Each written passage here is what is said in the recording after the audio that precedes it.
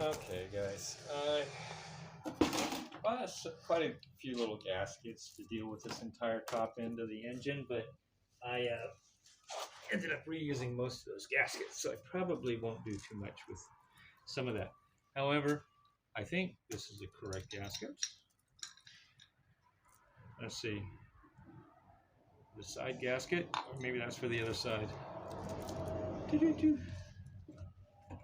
Hope I have the gasket here. Okay, I found like all these other little tiny gaskets for around the spark plugs. Had those. I had the big gasket for around the. You probably can't see that on the camera at the moment, but that's all right. This one has got to be for. Let me redo this. Okay, so this deal here has a particular gasket. I'm assuming that this will also fit, but you know what? For some reason, oh, it goes across, the flat piece goes across the top that way. Does it go this way? Yeah, it looks like it goes this way. Okay, so you got that gasket. It actually goes across this, doesn't cover this triangular area for some reason.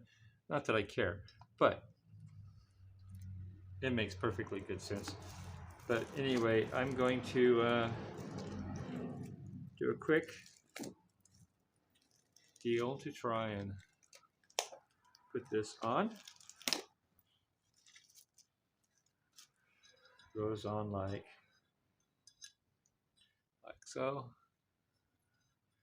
And not too terribly difficult. I don't think I need to put any silicone on this particularly.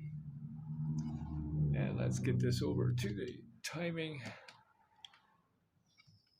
deal. Let's see. Hey, see where that is. All right. So it all goes up there like this. Now the question is, was there any metal shrinkies like the other generic one on the other side? I don't think it's going to be too bad if there was a little bit, because this is a smaller diameter situation than what the other one was. But let's get a couple of screws here. They're all the same length screws, I believe. So we can just pop these off.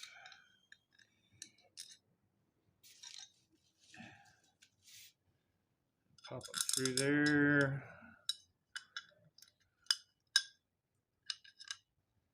And get a couple holes in.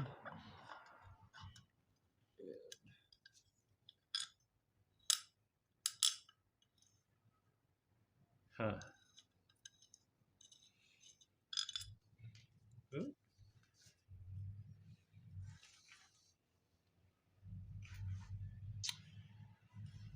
Should be a washer down there too now. Let's see.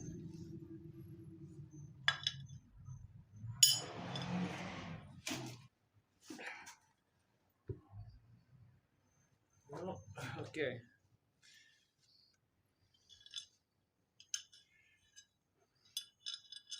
This one should tighten quite nicely, I hope. This one also should tighten down quite nicely. Oh, I see why it's not. Because they put some Loctite on it last time, whomever it was.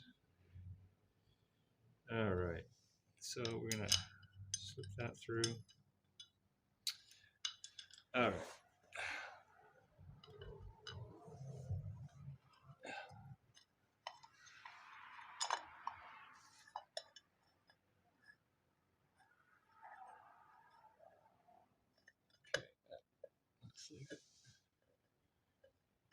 Darn close if it doesn't work. It's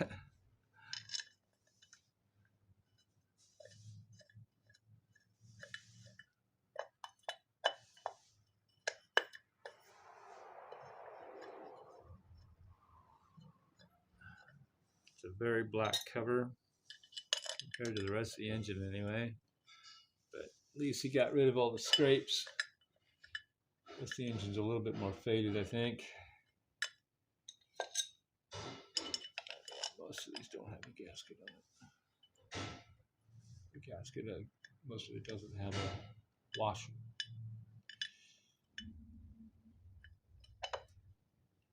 So I'm going to tighten those down, get the right Allen wrench here.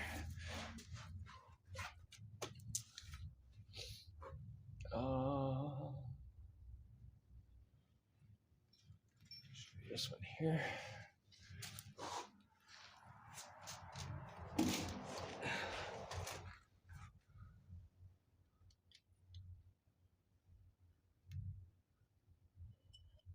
Probably what I should have done is, instead of tearing this all apart, I should have started up the motorcycle after I switched out the timing advance for the regular one, because there's not any difference now.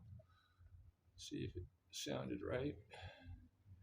But I didn't really believe the guys too much that said that it was, when it gets tuned, if it has timing advance, it sounds funny. But the fact that if it just sounds funny just from the timing advance, or the spark advance, I definitely don't want to keep it.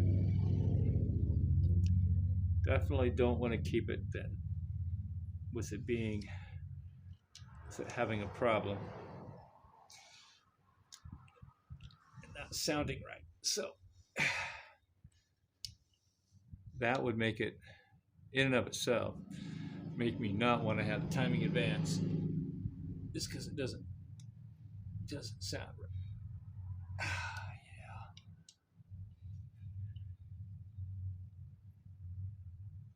Yeah. I'm making extra noise. I'm getting old. All right. So it is on. It is applied. Didn't seem to have any problem putting that one on.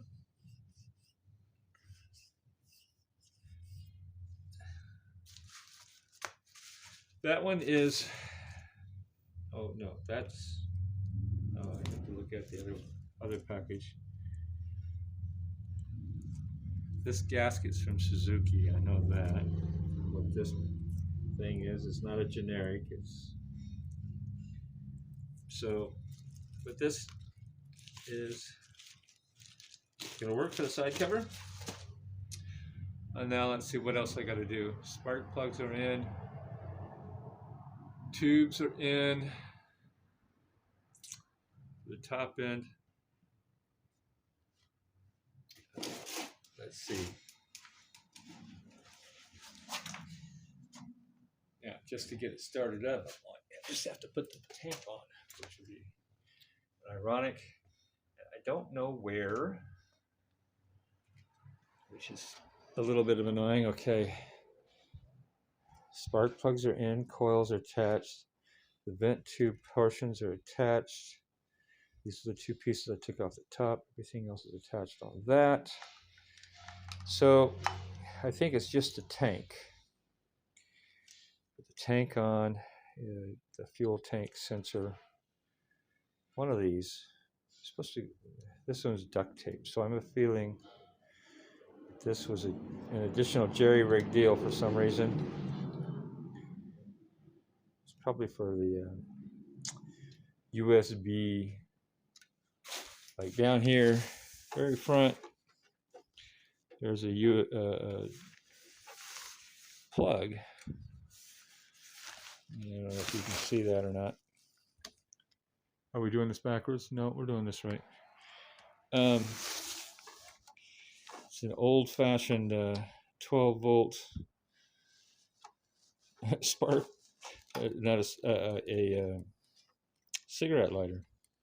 Now, where those wires go is a very good question, whether or not they're attached properly, because I don't think they're attached properly.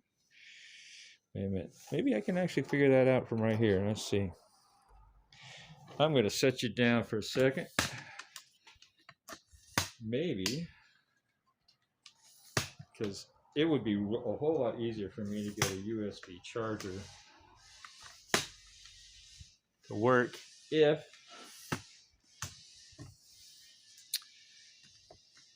if I can get that deal to work, and then I won't have a phone dying on the road like when following maps going halfway across the country.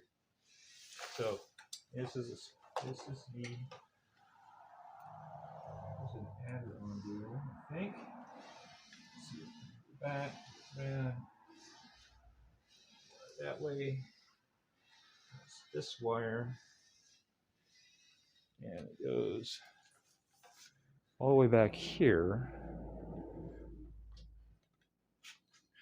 What is that attached to? Oh, it goes. Is it pretty much a category where it goes nowhere? It goes nowhere.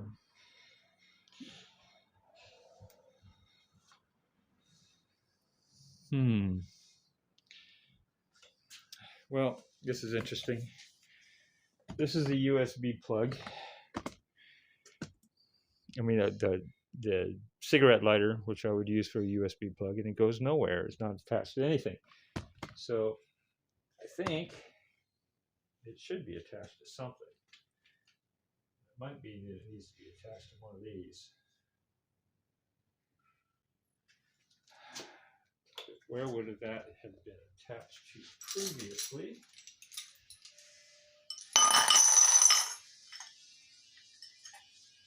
Since I got everything out, open, let's see what I can see.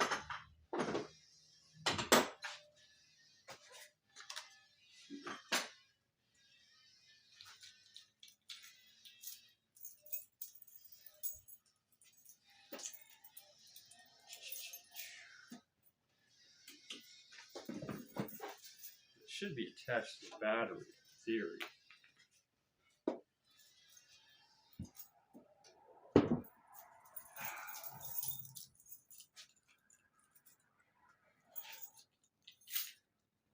This is the Speedo Healer, which is fine where that's at. But this wire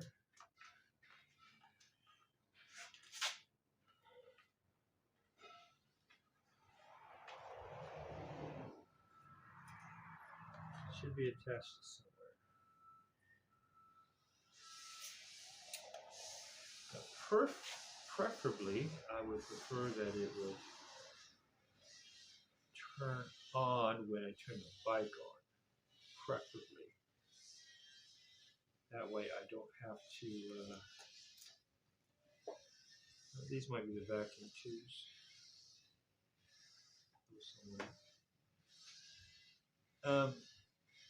Preferably to turn on rather than attaching it straight to the battery or to the battery cable directly. I don't really want to do that. I'll have to think about that. But that actually was more informative for me than I thought.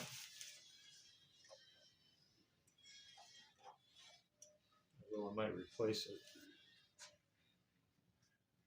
somehow. Anyway, okay. I think I'm done with this. I'm going to put the seat on, or the tank, and then the seat. Got all the attachments to the tank right here. So this is just going to be the weird, awkward part of putting the tank back on. And reattach. Probably this one here is the fuel sensor. Maybe this one is the 12-volt supply. I don't know. We'll see. Anyway, okay, I think this is going to be a very short video for this one. Maybe. No, I could put the tank on since I have extra few minutes there, but I don't really want to put the tank on because I have to paint it. But I would like to kind of start it up.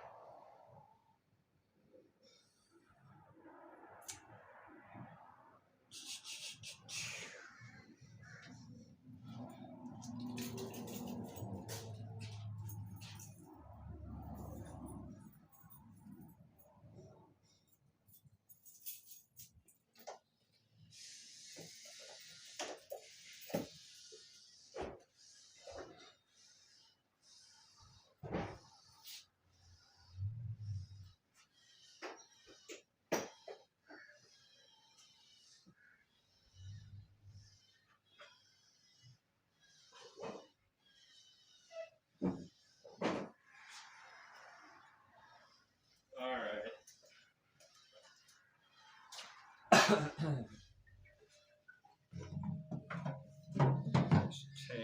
need to clean it a little bit more.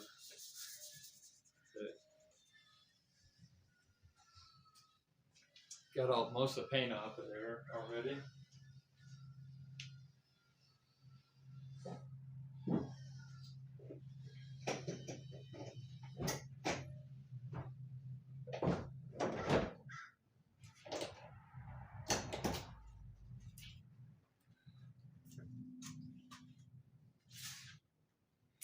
I don't know where the O-ring O-ring clamp is there for that. Why? I have no idea why. Okay, so let's take a look at this plug. Looks like it goes into this one. Here are tubes. This one is this vent, not really a vent, it's a drain. Minor issue. Clamp. Missing clamp. I need to get another clamp to put on there. Pretty much there.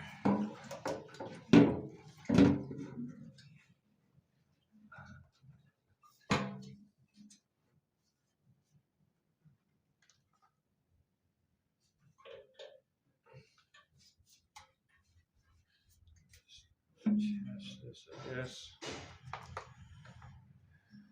Now,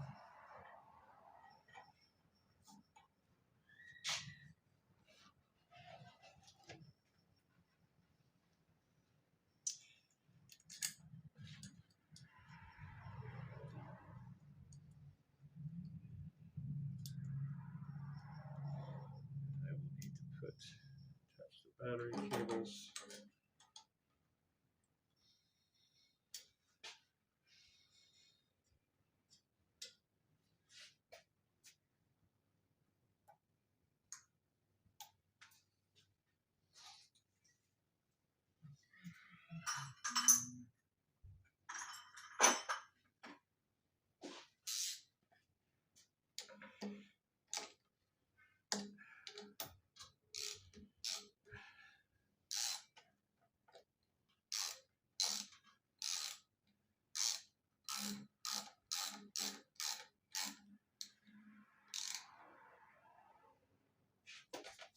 All right. Attach the battery.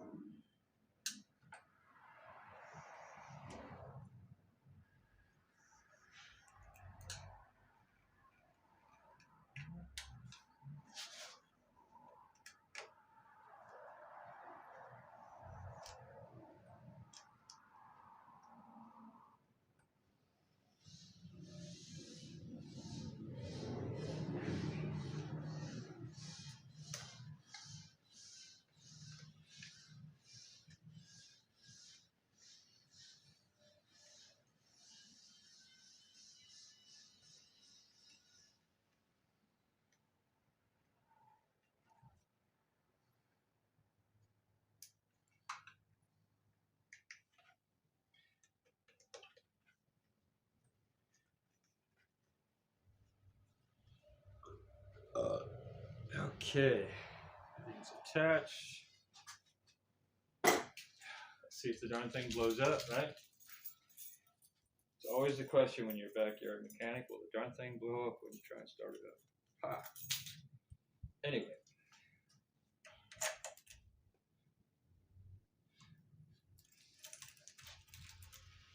Let's see. All right, electronics come on. Get it in neutral. Oh, I think you should turn the fuel on. Get on. Observe. Have my handle on me. Grip pliers.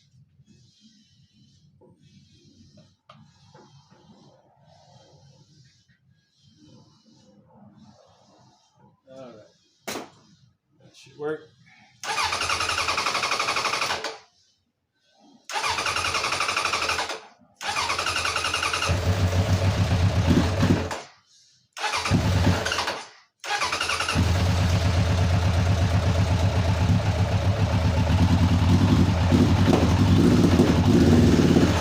See, we still have a backfire.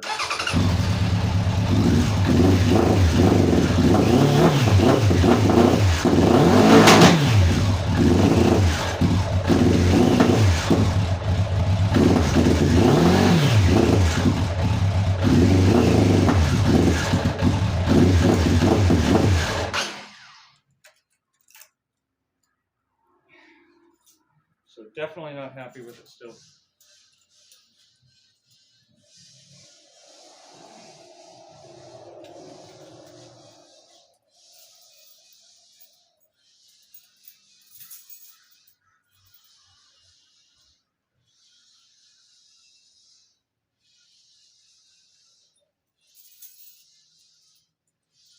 I don't know. I'm still stuck. Still don't work right. Anyway. That's it for this time. And yeah.